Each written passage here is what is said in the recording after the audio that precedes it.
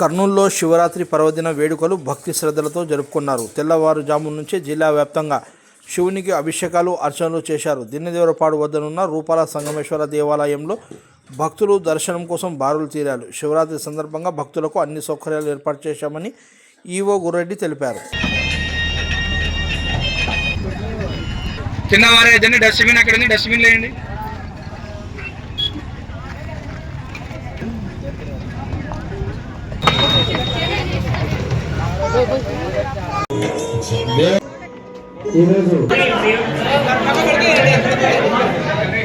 విజ్ఞాన సేవా సమితి తరపున మేము గత 15 సంవత్సరాల నుంచి రూపాల సంగమేశ్వర స్వామి జగన్నాథం గట్టుకు శివరాత్రికి పోయే భక్త జనులకందరూ కూడా ప్రసాద వితరణ చేస్తున్నాము.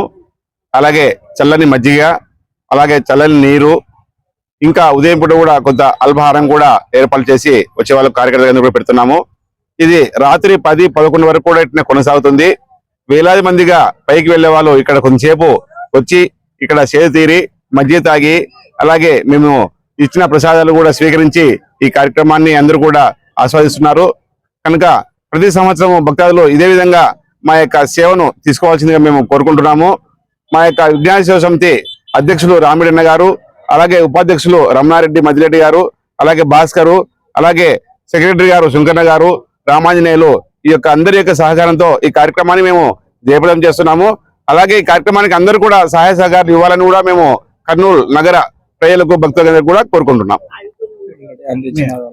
నా పేరు రమణారెడ్డి, నేను మున్సిపల్ కార్పొరేషన్ జాబ్ చేస్తాను.